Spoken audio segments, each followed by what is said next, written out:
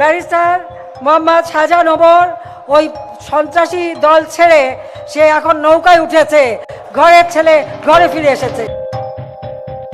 ২০০৭ সালের পর থেকেই এক সময়ের দাপুটে রাজনৈতিক দল বিএনপি ভাঙনের মুখোমুখি হয়। এরপর নির্বাচনে পরাজয় আর হাসিনার স্বৈরাচারী মনোভাব সব মিলে চরম ব্যাকফুটে চলে যায় খালেদা জিয়ার দলটি। একসময় সবাই ভাবত বিএনপি আর কামব্যাক করতে পারবে না, কিন্তু আল্লাহর ইচ্ছা আর ছাত্র দলের কল্যাণে বিএনপি এখন ফিরে পেয়েছে হারানো শক্তি। কিন্তু এই দীর্ঘ সময়ে বিএনপি দেখা পেয়েছে কিছু বেইমান নেতাদের, যারা দলের খারাপ সময় দেখে স্বেচ্ছায় পদত্যাগ করতে শুরু করেন।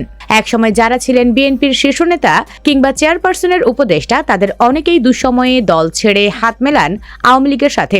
যাদের কেউ কেউ শেখ হাসিনার সঙ্গে গোপন সমঝোতা করে টিকে থাকার চেষ্টাও করেন, কেউ বা আবার নতুন দল গঠন করে নির্বাচনে অংশ নেন। কিন্তু হাসিনার পলায়নের পর তাদের অবস্থা খুবই করুণ।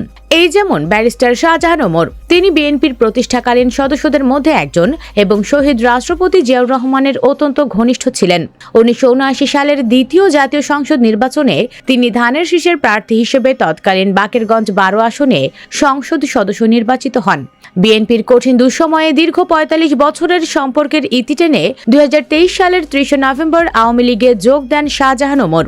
পদচ্যুত প্রধানমন্ত্রী শেখ হাসিনা নিজে তাকে ফোন করে ২০২৪ সালের নির্বাচনে অংশ নেওয়ার অনুরোধ করেন বলে ওই সময়ে গণমাধ্যমে তিনি স্বীকার করেন। তবে আওয়ামী লীগে যোগদানের দিনই তাকে বহিষ্কার করে বিএনপি। ওই সময় নৌকা প্রতীকের পক্ষে গুণগান করে তিনি আলোচিত হন। প্রশ্নবিদ্ধ নির্বাচনে নৌকা প্রতীকেই ঝালকাঠি ১ আসনে এমপি নির্বাচিত হয়েছিলেন তিনি। কিন্তু ছাত্র জনতার অভ্যুত্থানে শেখ হাসিনা পালিয়ে যাওয়ার পর ৬ আগস্ট সংসদ ভেঙে দেয় রাষ্ট্রপতি। সংসদ সদস্য পদ হারিয়ে তিনি একুল ওকুল দুই কুলি হারিয়েছেন। এরপর শাহজাহান ওমর প্রায় ৪ মাস পলাতক ছিলেন। গত বছরের ২১ নভেম্বর তাকে আদাবর থানায় হত্যা মামলায় গ্রেপ্তার করে আইন শৃঙ্খলা বাহিনী।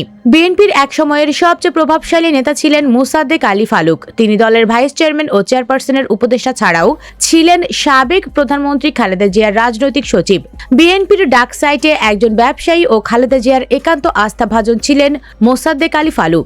অনেকেই বলে থাকেন বিএনপির স্থায়ী কমিটিতে সালাউদ্দিন আহমেদের নাম থাকা এবং নিজের নাম ভাইস চেয়ারম্যান পদে দেখে ক্ষোভ ও অভিমানে দল থেকে পদত্যাগ করেন ফালু। ২০১৭ সালে তিনি দেশ ছেড়ে বিদেশে পাড়ি জমান। ৭ বছর পর ২০২৪ সালের ১৯ আগস্ট বিদেশ থেকে দেশে ফিরে বিমানবন্দর থেকে সরাসরি বিএনপির চেয়ারপারসন বেগম খালেদা জিয়ার সঙ্গে সাক্ষাৎ করেন। তবে দলে ফিরে আসার আনুষ্ঠানিক কোনো খবর এখন পর্যন্ত পাওয়া যায়নি। অনেকের মতে আওয়ামী লীগ সরকারের আমলে তার ব্যবসায়িক কার্যক্রম ঠিক রাখা এবং কিছুটা নির্বিঘ্নে থাকার জন্যই বিএনপি থেকে দূরে ছিলেন মোসাদ্দেক আলী ফালুক। বিএনপির আরেক বেইমান নেতা শমশের মবিন চৌধুরী দ্বাদশ সংসদ নির্বাচনের কয়েক মাস আগে ২০২৩ সালের ১৯ সেপ্টেম্বর তৃণমূল বিএনপি নামের একটি দলে যোগ দেন তিনি। বিএনপির সাবেক এই ভাইস চেয়ারম্যান অবশ্য তার আগ থেকেই হাসিনা সরকারের পক্ষে এবং বিএনপির বিপক্ষে তৎপর ছিলেন।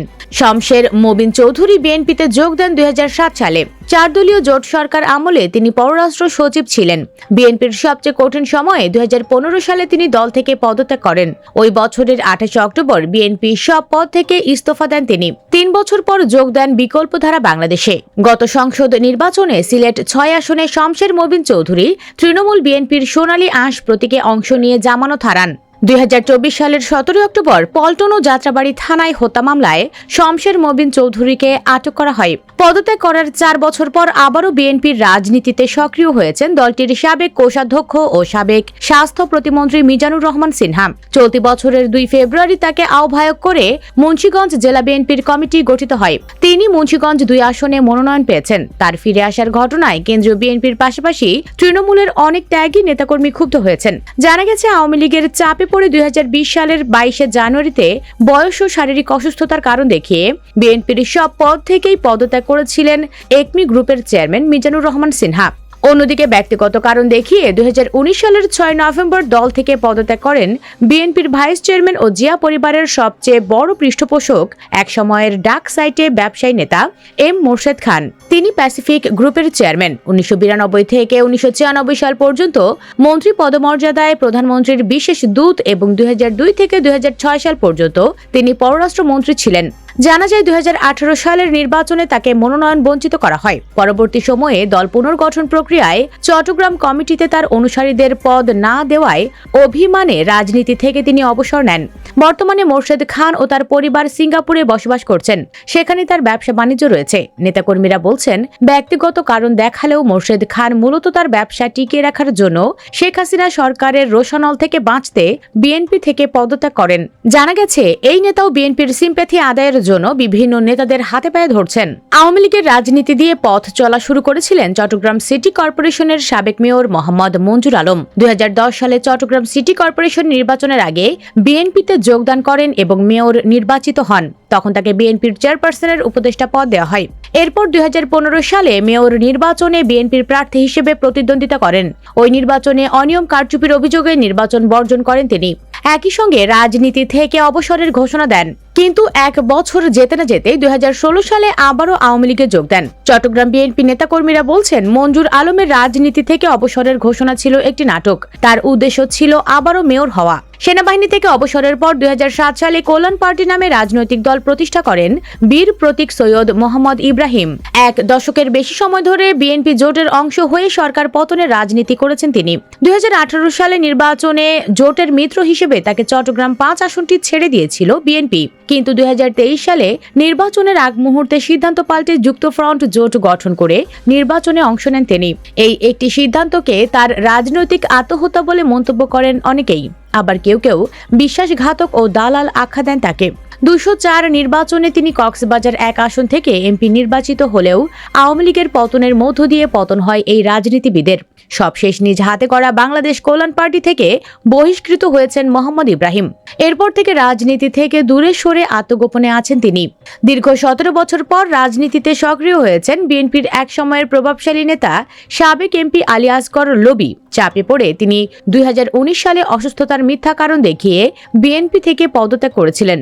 কয়েক বছর ছিলেন বিদেশে, কিন্তু শেখ হাসিনার পতনের পর দেশে ফিরেন। খুলনা 5 আসনে তিনি বিএনপির মনোনয়নও পেয়েছেন। তবে তার মনোনয়ন পাওয়ায় তৃণমূলের নেতাকর্মীদের মাঝে ক্ষুব্ধ প্রতিক্রিয়া দেখা গেছে। বিশেষ করে বিগত 15.5 বছর ফ্যাসিবাদের নির্যাতন ও জুলুম সহ্য করে যারা বিএনপির পতাকা তলে ঐক্যবদ্ধ ছিলেন তারা এখন ক্ষুব্ধ। এ নিয়ে সামাজিক যোগাযোগ মাধ্যমে চলছে সমালোচনার ঝড়। রাজনীতিতে ফেরা ও পদত্যাগের বিষয়ে আলী আসগর লবির কাছে জানতে চাইলে তিনি শারীরিক অসুস্থতার কথা জানিয়ে মন্তব্য করতে অস্বীকৃতি জানান। স্বতন্ত্র প্রার্থী হিসেবে 2024 সালের 7 জানুয়ারি ডামি নির্বাচনে ব্রাহ্মণবাড়িয়া 1 আসনে অংশ নিয়েছিলেন বিএনপির চেয়ারপারসনের উপদেষ্টা সৈয়দ A.K. একরামুজ্জামান। নির্বাচনে অংশ নেয় 2023 সালে বিএনপি থেকে তাকে বহিষ্কার করা হয়। ডামি নির্বাচনে বিজয়ী হওয়ার পর 2024 সালের 13 ফেব্রুয়ারি তিনি আওয়ামী লীগে যোগদান করেন। অনেকেই তাকে 7 মাসের এমপি বলেও অভিহিত করেন। জুলাই অভ্যুত্থানের পর থেকেই তিনি পলাতক রয়েছেন। নাশকতা, বিস্ফোরক সহ একাধিক মামলার আসামিও তিনি। আওয়ামী লীগের প্রলোভনে পড়ে 2024 সালের নির্বাচনে অংশ নিয়েছিলেন বিএনপির চেয়ারপারসনের উপদেষ্টা তৈমুর আলম খন্দকার এবং কিশোরগঞ্জ জেলা বিএনপির সভাপতি ও সাবেক সংসদ সদস্য মেজর অবসরপ্রাপ্ত আখতারুজ্জামান। কিন্তু এই দুজনের কেউ সংসদ সদস্য হতে পারেননি, উল্টো হারিয়েছেন জামানত। দলীয় শৃঙ্খলা ভঙ্গের দায়ে 2022 সালে তৈমুর আলমকে এবং 2020 সালে আখতারুজ্জামানকে বহিষ্কার করেছেন বিএনপি। সুপ্রিয় দর্শক, এইসব বেঈমান নেতাদের করুণ অবস্থা দেখে আপনি খুশি কিনা কমেন্ট বক্সে জানিয়ে দিন আপনার মতামত। ভিডিও ভালো লাগলে লাইক দিন এবং চ্যানেলটি সাবস্ক্রাইব করুন। ধন্যবাদ।